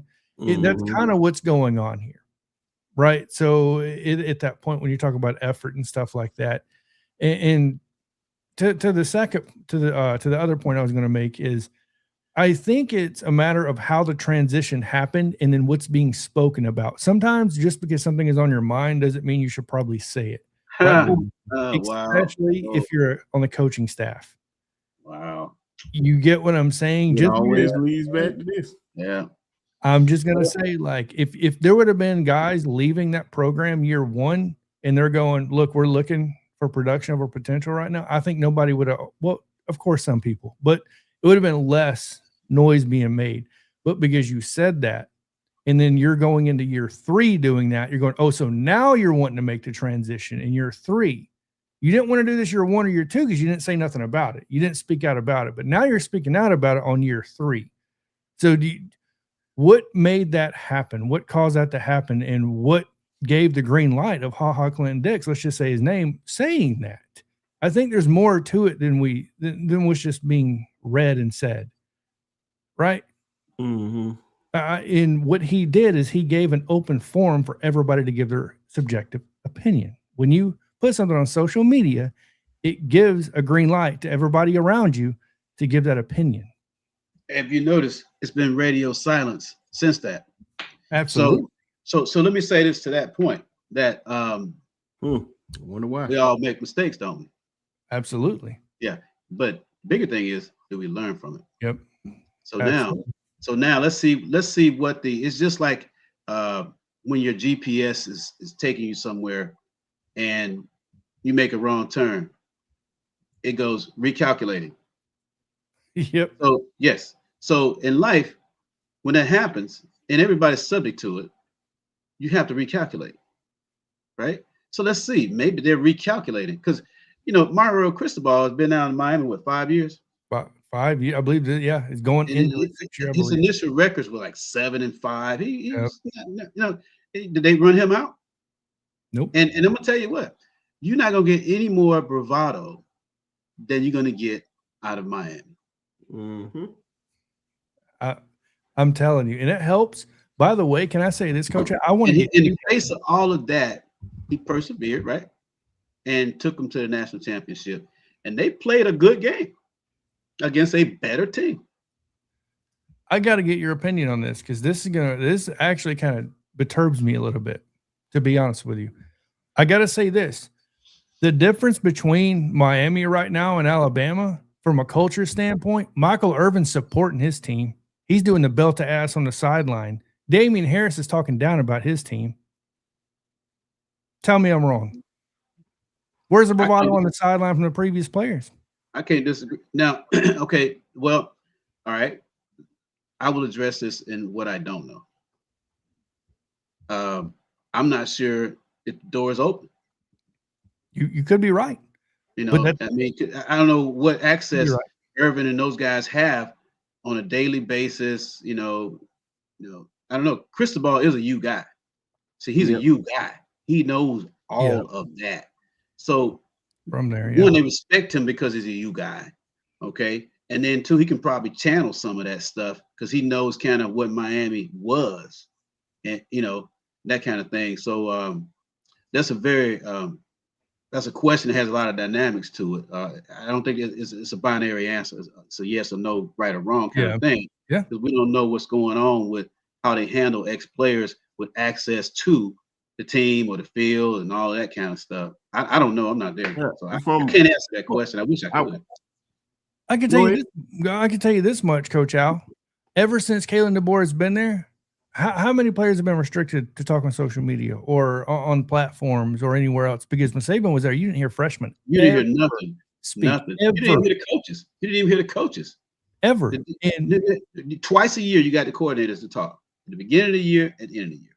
And by the way, when Saban was coaching, correct me if I'm wrong, none of these previous players were trying to be in the analyst positions. You didn't see the Damian Harris be on ESPN. You didn't see all these guys. And that could be just because they waited later on to do this, right? And it could be just coincidence, or it could be the fact that Saban didn't want players out of respect. Those players were respecting him too, to not get on there and have to speak out against Alabama, right? It's not that they're speaking badly all the time. It's just going against Alabama. You see Saban on game day. He's going to pick Alabama every time, no matter what, right? Yep. It's a respect thing. A lot of those guys were playing in the league. Damian Harris is not. Yeah. And he made it clear when he was in college, he wanted to be a talking head. That was his path post football. Unfortunately, he sustained a career in the injury. And so he's trying to launch his career and his brand, on the back of Alabama. And he's almost going over the top to show people that he's not biased, to the point that I'm going to build my brand bigger than the bias I might have or be construed to have as a former Alabama player. But you got those personalities. I mean, it's about them. You know what I mean? It's about them. I know with the player, but it's a way you can do it. Like exactly. Mark is highly respected. Absolutely. And it's very, very highly respected. I think the only time I ever been, it ain't even disappointing him. It was like in the fan base when he was like, man, I don't think we deserve to be in the playoffs, but he wasn't bashing the team. He was feeling the same way I was feeling at the time when we lost against Georgia or whatnot. And everybody like, oh, you supposed to be a Bama guy and all this stuff. I'm like, man, listen here. I don't know anybody that is more Bama than Mark Ingram. I seen him. He was. If you have seen many, many times, anytime he had a bye week or anything, he on the sideline like he Mike Irvin. National championships that I have seen him on the sideline every single time, representing the school. Where I'll put it like this: no Mark Ingram slander will be up here. It would not be up here. And he's not said anything like Coach Al said, I think, to put him over the top. And I think sometimes, you look at Paul Feinbaum, you either love him or hate him because it's going one way or another. Paul Feinbaum's either going to go 100 miles an hour one way or 100 miles an hour the other way. And I feel like that's kind of the approach Damian Harris is taking. And if that's the approach and you're consistent with it, I believe it or not, I don't have a problem with it because you're consistent with it, right? That's a whole fact right there, man. And what people don't understand is the psychology behind that, bro. And this whole thing with you've heard me talk about it a lot, this negativity bias thing. We're predisposed, we're wired to latch on to that. Yeah. Negative comments draw a lot of energy from people, and it creates more energy around it than something that's a positive and a feel-good thing. People always talking about, Coach Al, you always talking this positivity stuff. Now, if you listen to what I'm trying to tell you, and you go read for yourself, it's psychology behind what I'm talking about. And I understand how I'm wired and predisposed to negativity. We all are as humans. So I have to protect myself from that crap so I'm not susceptible to the crap that people are manipulating you with because you don't know. Yeah. Okay. So maybe Damian understands that. and he's tapping into that because you're predisposed to a negativity bias. You just don't know it. Go look it up. I mean, number one, we all know it gets more views. Let's not pretend like it doesn't get more views. Exactly. Right. If you can say a Bama player bashes Alabama, that's going to get more views than a Bama player talking good about Alabama. We already know that's the case. But I always say, number one, I'm going to have an open mind. Number two, just because I don't know, like I'm going to stay true to what I am, and if that's who Damien is, if that's his truth, stick to it. And if you're consistent, like I said, I'm going to tell you right now. That's one thing I hate, John. What's that? Don't say his truth or her truth. Subjective it's only the truth or it's a lie. No, I'm talking about subjective opinions. If that ain't, oh yeah. I give you that one. I give you that one. But yeah, man, it is what it is, man. That's why I said, man, folks just gotta learn how to be patient with the coaching staff. I don't know what they doing. Hell, it may work. That's why I said at the end of the day, somebody gonna be right and somebody gonna be wrong. Or all of us gonna be wrong. All of us gonna be right. We don't know what the future may hold. They may go undefeated this year. I highly doubt it, but it's possible. Everybody's 0-0 right now. Everybody's starting over right now. Everybody got all the takes. Everybody like, oh, this guy's gonna be an All-American and all that. I can promise you Jeremiah Smith gonna be All-American. I pretty much can lock that one up. But we just gonna see, man. Everything's gonna happen the way it's gonna happen. Either we gonna be behind the team or not. I'm gonna be behind them, not as much as like how certain people be. Yeah, like they in the locker room got all the inside knowledge, knowing everything. Stop it. There's certain people that just think they just got all the knowledge, and there's just certain people just. I ain't just talking about one particular person. I'm just talking about a boatload of people. Some people just feel like they just know everything. I just like, all right, bro. I don't know one person right there that can legit just tell me about this. Somebody was trying to tell me about my young boys. Talking about, oh man, they gonna do this. I can easily just call them up on the phone and just get the information. But that's no here, no there. Brinsky, one thing, somebody that has insider access told me something very important one time. He said, if you have to say you have insider access, I promise you don't have insider access. There you go. Because if you have it, you would just need to post it. Yep. So Jonathan, our last two receivers, talk to me, that we signed. Are you this you're talking about Amir Sab, obviously, which is an athlete, but we're going to use him as a slot receiver. There's no doubt about it. 5'8", 155. You're talking about Maurice Mathis is his name? Aubrey. Yeah. Okay, so I can tell you this much. I'll be honest with you, I don't have my notes on Aubrey in front of me, and I'd have to look at those a little bit. I can tell you this much. The Amari Sab film I've seen. Number two, this is multi-layered, right? So a lot of people look at Amari Sab and they think, what he brings to the table. Number one, it brings the 10th wide receiver into the room. Depth, number one. Number two, his brother plays safety. We already know this, right? It's going to be his last year at Alabama. Number three, his brother is a 2027 recruit, wide receiver, by the way, 4 or 5-star, depending on what industry you use as a comparison on 3247, right? ESPN, whatever you look at. Number four, his talent is there. In my opinion, I think people are overlooking what's there. People are saying, well, it's because of his brother, or it's because of, I'm talking about brother in the 2027 class. I personally think when you go look at his film, number one, no shade to the quarterback.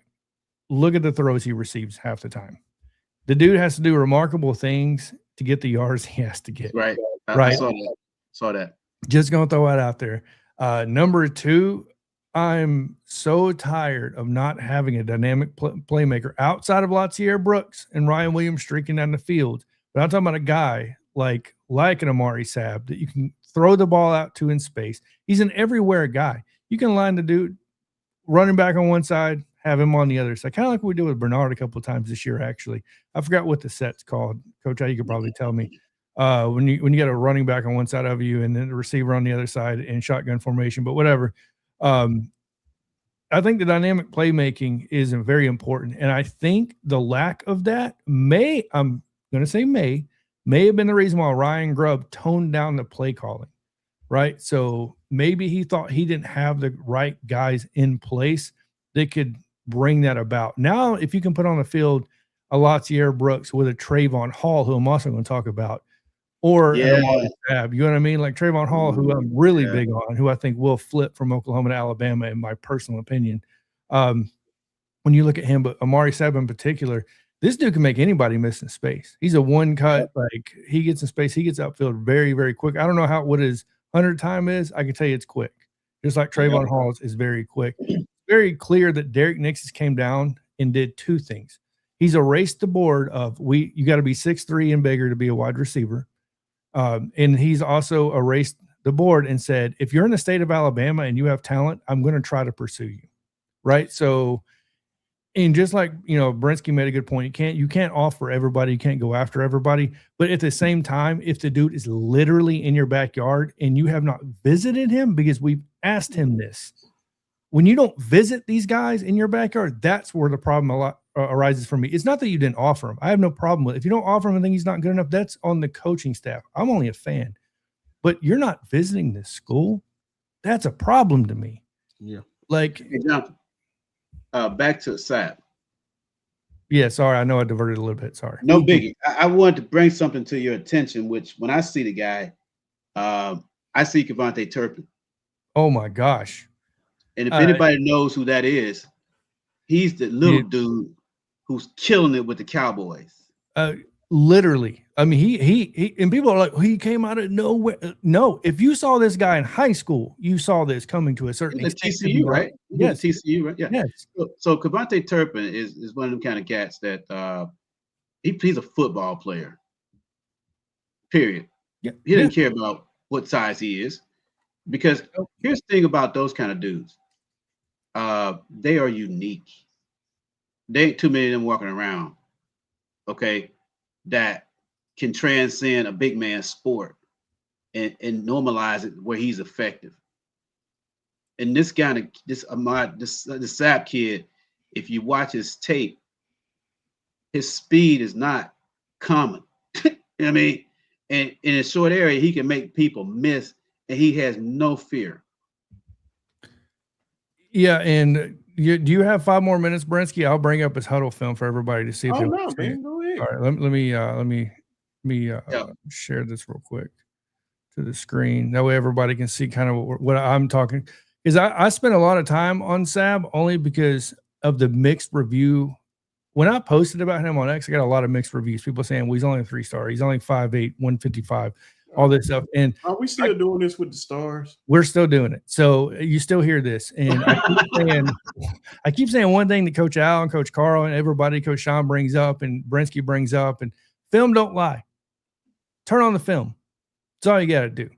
So this is Amari Sab. He's considered an athlete because he played running back and wide receiver. He had like 800 yards rushing, I believe. Watch the speed.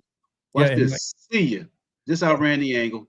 Just gone. I'm running all the angles. Now the competition is not what we see, but look at the speed, man. I mean, that translates. If you do what you're supposed to do, I don't care what the competition looks like. Exactly. That's what I say. See you. See you. Like, man, I don't care what a guy is as long as he come in here and ball out. What was Lottie's rating? 3-star. Barely. Barely. Come on, man. Yeah. Like, come on, man. Like, it's so many players that you can just name. Like that. Vision. Guy got vision. I mean, he's short in stature, but the guy's not frail looking. Just look at him. He's gonna add some weight, but I don't think he's gonna drop any speed. Okay. We got to trust in the nutrition program. We got to trust in David Ballou to condition this guy. Yeah, add on some weight, keep his speed. Yeah. I mean, look at that acceleration, man. He's just pulling away from me. I mean, Kevontae Turpin is that similar player. And Jonathan's like this. There's 105 scholarships. Okay. So you got to fill out your roster. And just because the guy comes in as a freshman at 5'8", 160 pounds, what is he 2 years from now? Okay. That's Exactly. college football. All Yep. right. That's college football in a nutshell. Because quite frankly, freshmen by and large do not contribute in a significant way across the board at every position. They're used at specific positions. If they're mature enough, they get the playbook and they can be trusted, frankly.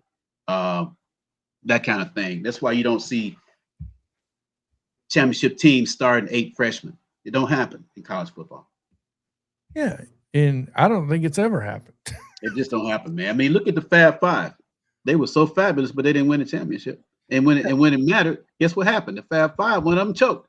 Yep. So I ain't gonna say they choked. They just went against better teams. Well, that too, but you're right. It just went against better teams. But the thing that Jalen Rose always talk about, look, he said, "Who y'all still talking about to this day?" And we ain't win nothing. Yeah, and he right. I like that, man. I like that. Look at I that. mean, he's just running away from people, man. I mean, weaving through people, man. Vision is there. Again, you can't teach speed, man. And speed kills. I don't care. Hey, man. That's Miami with the guy they got as a freshman. Malachi Tony, that dude is absolute put him in space, man. Give him the ball. Let him do his thing.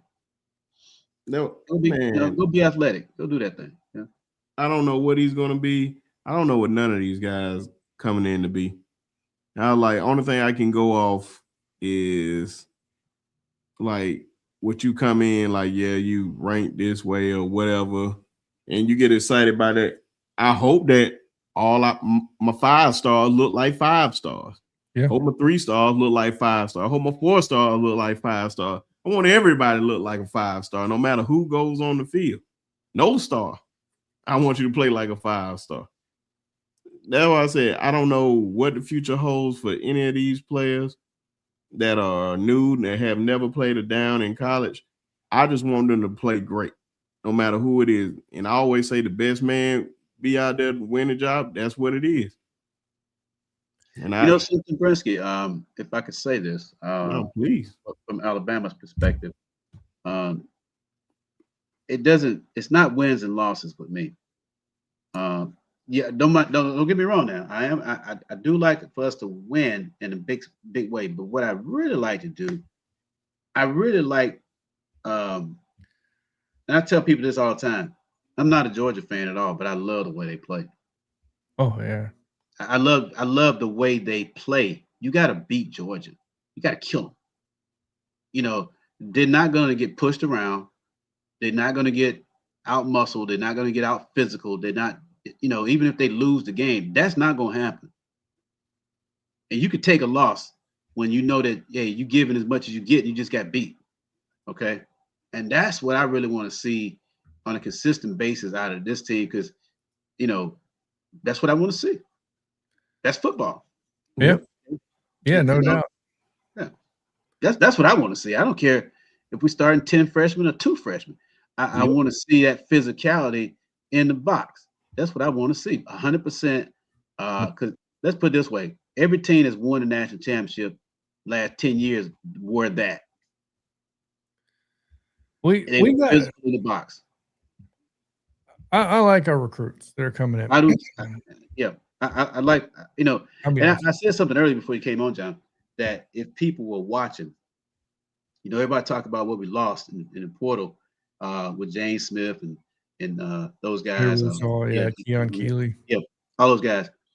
If you look at what's happened with who they brought in, the body type is different. Oh, yeah. Taller, bigger. All right. Now, go look at Ohio State interior and go look at Georgia's interior. Yep. Taller, bigger. Yep. What does that do for you? One, if those guys can learn how to play with leverage, and you got depth, just like Michigan was running those guys in, and when they won a national championship, and the next year they beat us when everybody set out the game, same body types. Mm-hmm. Yep. You have to move those guys for 60 minutes in the run game, not going to happen. And what happens is this. Even if they don't rush the passer in the middle, they're 6'5", and they throwing their hands up. So the passing lanes change altogether, which give the edge guys an opportunity to get home. Yeah. So to me, I see something different happening here because they had to play the guys they had. So and even look at who they recruited last year internally.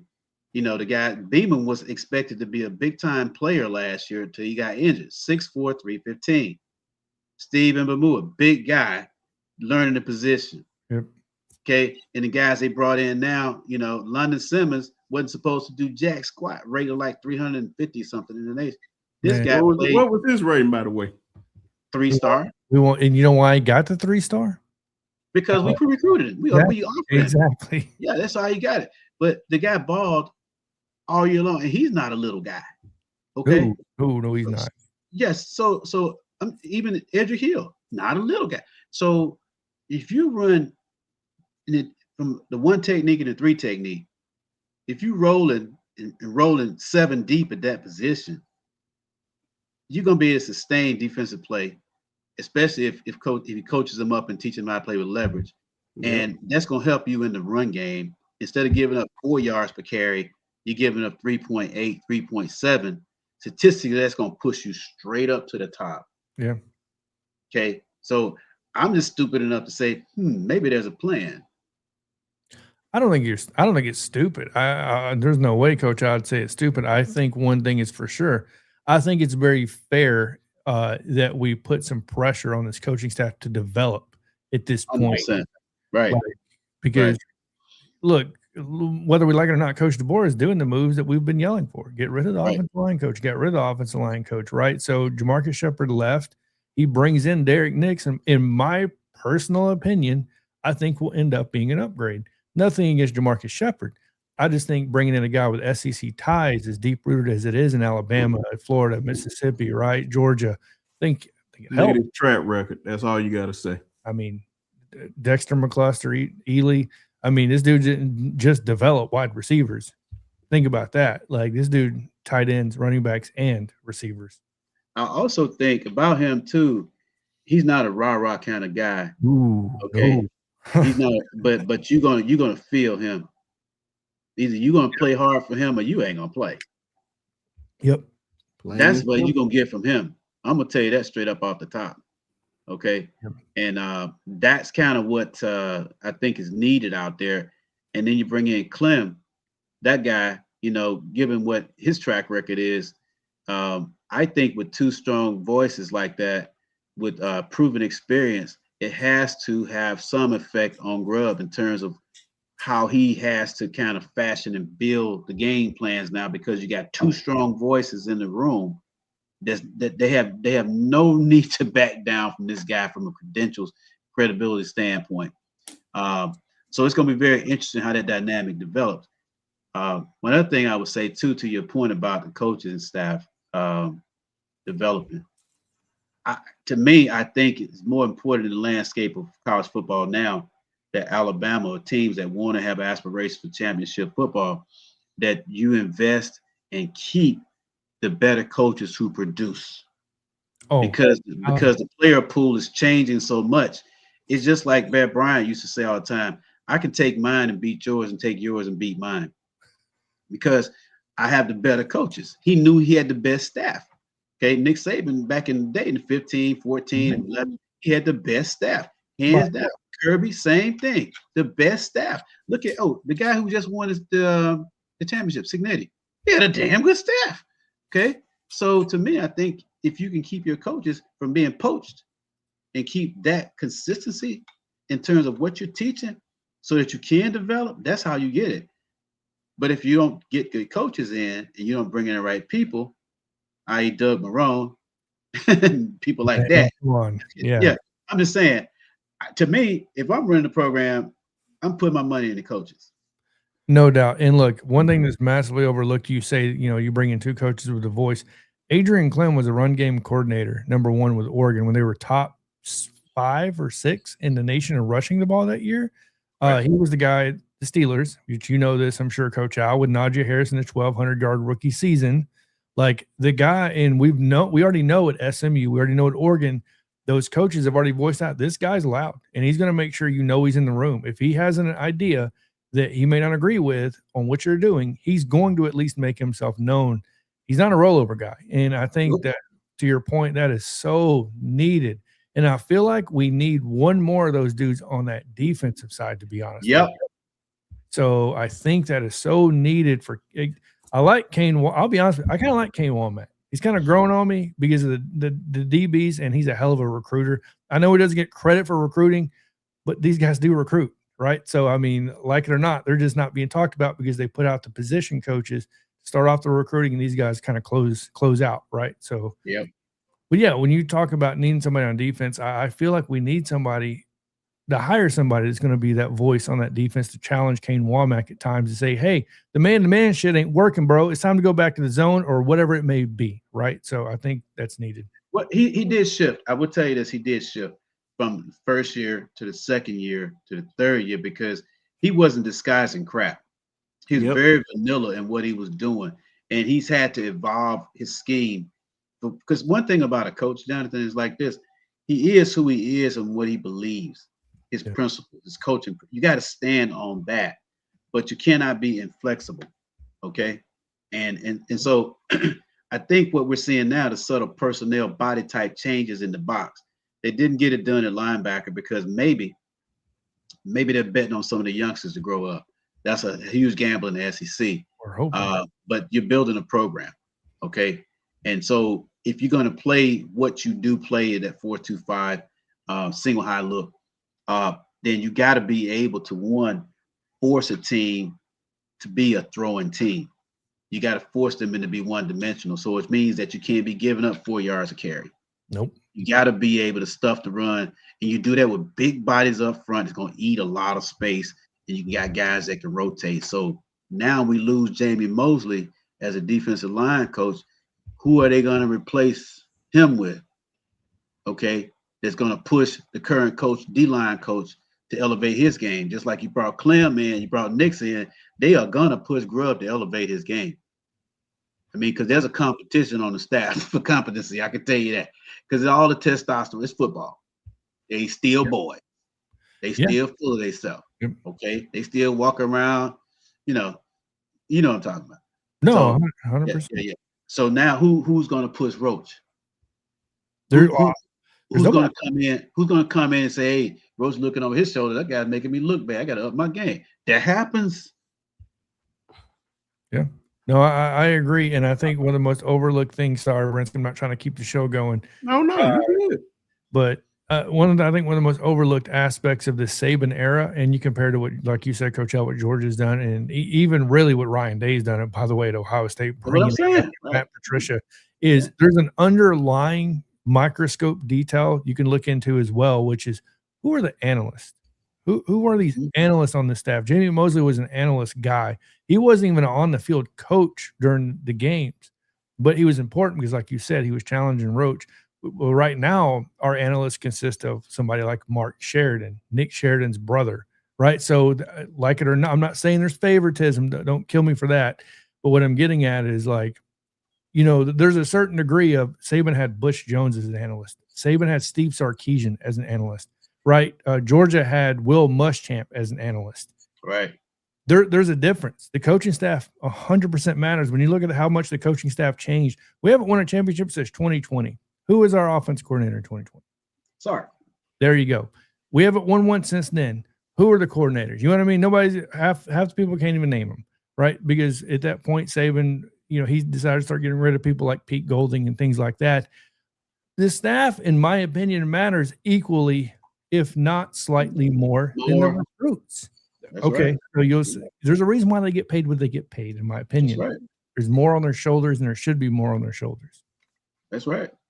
That's right. And quite frankly, you can control that if you can control the continuity of what's being done from year to year if you keep your staff together. Yeah. I mean, that's what held Kirby together because he hadn't had a whole lot of attrition from his staff. Okay. He just hasn't. Glenn Schumann, been there forever. Mike Bobo, been there forever. Yep. Right. Been there the forever. Offensive line coach, I can't think of his name. The defensive line coach, they've been there forever. I mean, they got C-Rob, over there, and they brought him over. And he's a Saban guy. He out of that system. So continuity. It's the 4 C's of success, like I keep telling you. Yeah. The continuity is in there, man. The chemistry, collaboration, communication. That's what makes you successful. Okay. So if the board really wants to win a national championship, he has to be a national championship caliber coach, which means that you got to dare to be great, which means that you got to dare your coaches to be great. And if they don't live up to that standard, they got to go. Coach Al, I want to leave with one thing before we get off here. Sometimes it's hard to bring in somebody when you think that person can be better than you. I want to leave it at that. Well, sometimes it's hard to recruit another coach that you think can come in and make just look better than you. See, that's the mark of an ungreat man. Because to me, and I've been in leadership in the corporate world, man. I wanted to go look up a book by Napoleon Hill. And what this guy wrote a book, he was commissioned by Andrew Carnegie to go and write about all the great men of his time, his era. And Andrew Carnegie created something called a mastermind. Yeah. Yep. I told you about that, right? Yep.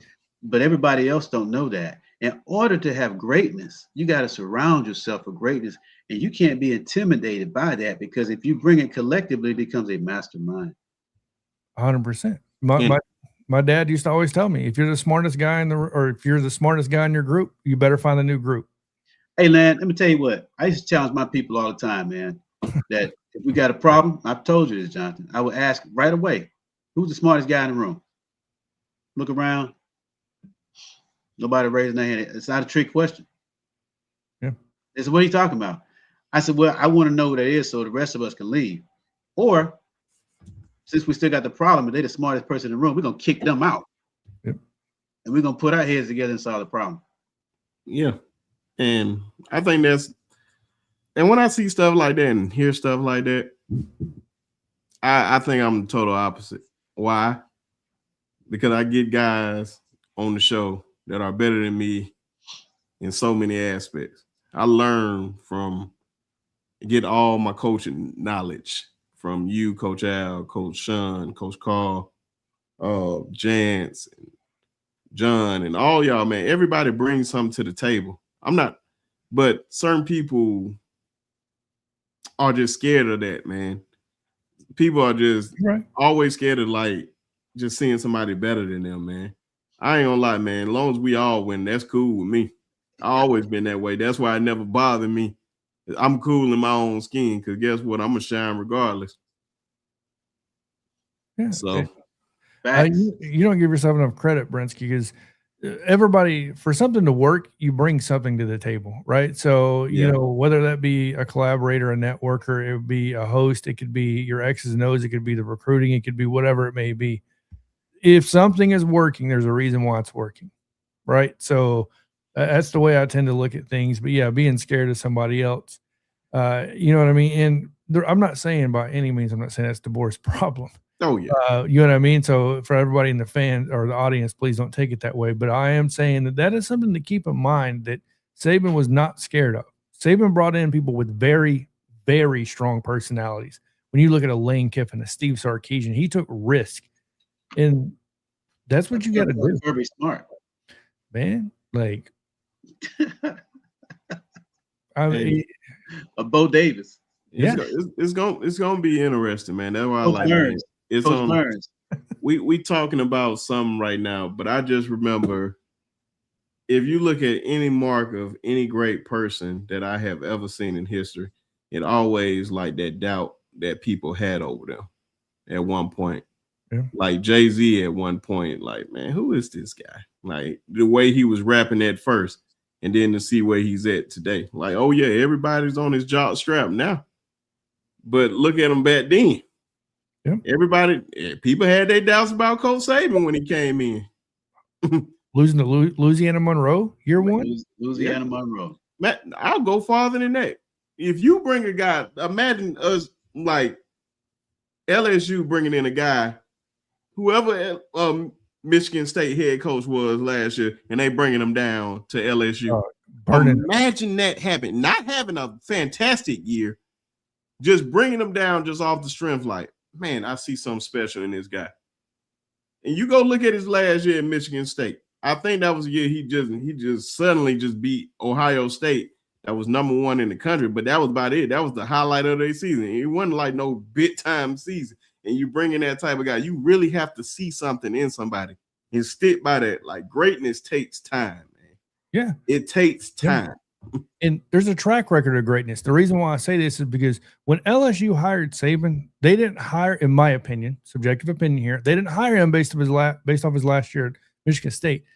I think that process of hiring him started with Bill Belichick, right? Helping that. He has the track record with great coaches, right? To understand, to learn, to philosophy. I can't say the word, right? Put the philosophy together and then add to it. So he's not just a guy learning, but he's a guy learning, adding to it. He's not afraid to take those steps, right? So, and 100% Brinsky, most people are scared to be different because they're scared of what people around them are going to think or they're going to fail. And if you're worried about failure, if you're scared of failure, you're definitely not going to succeed, in my opinion. Yeah, big time. Now I said, man, no. I was like, hey, this going to work regardless. And I said, man, doing this day one, I said, I have to do it my way. I said, if I fail, and then it is what it is. But I don't think I will. I don't think I will at all. Because why? Because I'm genuine. I always been who I am. People love me for who I am. What you see on this computer screen is what you get off camera, no matter what man. And one thing I know my daddy always taught me, I don't care if they old or not. Just because they old don't mean they wise. And I promise. Well, Brinsky, there's only one way to fail, and that's to quit. If you don't quit, that means you haven't failed. Mm-hmm. Quitting is the only way to fail, in my opinion. And we ain't doing that no time. I agree with that. So winners never quit, and quitters never win. Yep, exactly. The corner phrase, right? Hey man, these old sayings mean something, man. They ain't just saying it just to say it. I'm telling you what I know. Yep. I'm telling you what I know. But everybody, appreciate everybody coming on in here. John made us go longer than what I expected, but it was fun. These are talks that I love, man. It just happened. I plan on doing something, and it goes longer than what they expect every time. Okay. But I'm gonna let the brothers shout out their channel, and we gonna get up out of here, and we're gonna catch y'all on Monday. And I said everybody. Well, I'll explain it in a minute. But Coach Al, go ahead. Sorry. Well, I'm always gonna say it. I always have to say it. It's that 6-inch space between your ears. That negativity bias is real. You're predisposed and wired to it. And over at the Negative Free Zone with Coach Al, when I do post something, I'm gonna talk to you about it. I like to hear back from you in the comment box. And I just want to shout out everybody that came in and tapped in with us tonight. Too many to name, but we got to shout Lynn out, man, and what he's doing in the historical context at Daytona this weekend. Big ups to you, Lynn, your family, your team. God bless you guys. We're going to always keep you lifted up. From my perspective, we're going to keep you lifted up, brother, because you represent what's right in the world. You're consistent. Since the time we've known you in this space, and even on a personal level, you've been consistent, man, and that shows what kind of person you are. But you can see my contact on X. You can reach out to me. I will definitely DM you back. I certainly appreciate the opportunity, Brinsky and John, to pull me into your network and allow me to contribute a little bit. And like I said, is to be called friend. Appreciate you guys. Definitely appreciate that, brother. Man, definitely appreciate that. And BT came up in here. Like I said, man, I missed the live. One thing I want everybody to do, if you ain't already got it, turn on your notification bell. Just turn on your notification bell so you won't miss it. Show your love. You already know, man, it's always going to be great conversation. But just want to point it out. But shout out to BT. Go ahead, John. My fault. Find me on the Bama Standard every Sunday, 8 p.m. Central Time, except this weekend. The Super Bowl is this weekend. So we'll be doing a live stream tomorrow breaking down the 2026 recruiting class now that national signing day has officially been over with. So yeah, it would be the only adjustment, but every Sunday, 8 p.m. Central Time on the Bama Standard. They have a show every Tuesday as well. We got some pretty big things working there. But Coach Al, I want to challenge your knowledge here. Because there's a quote I have on my computer. There's a couple quotes I always leave on my computer. I want to see if you can name the coach that said this, NFL coach.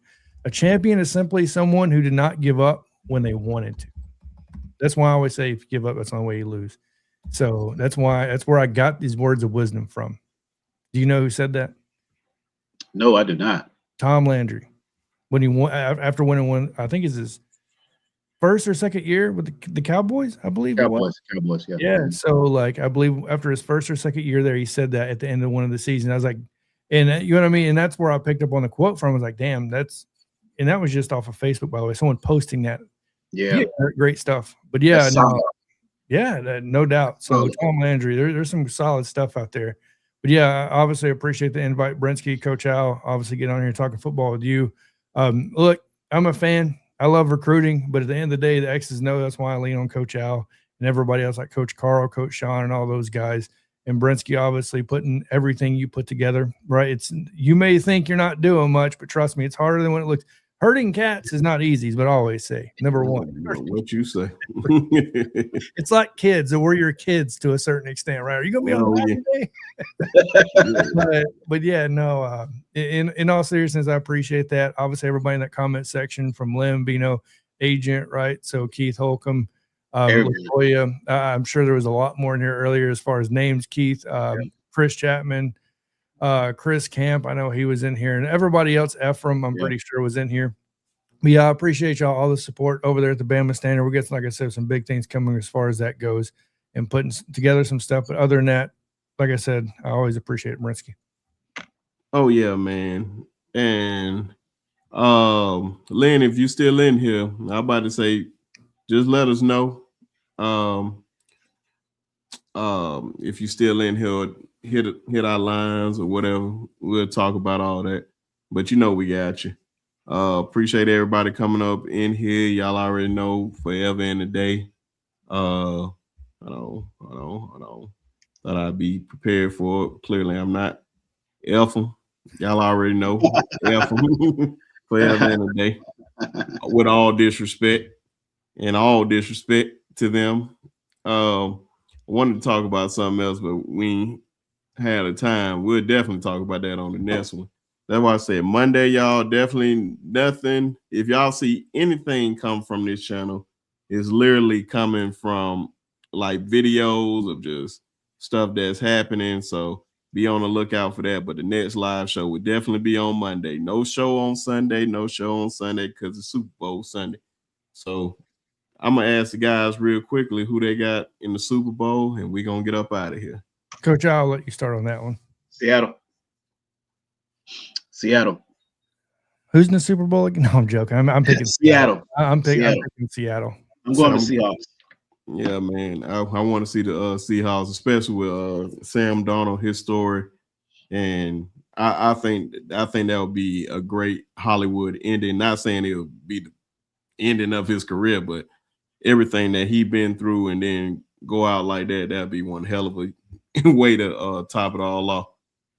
Pause. But stop it. I love you put the pause on there. Yeah, man. Did you tell everybody what's going on with Lynn and what he has going on as far as we did that earlier. Okay. Yeah, we had a great discussion around that one, man. That's dope, man.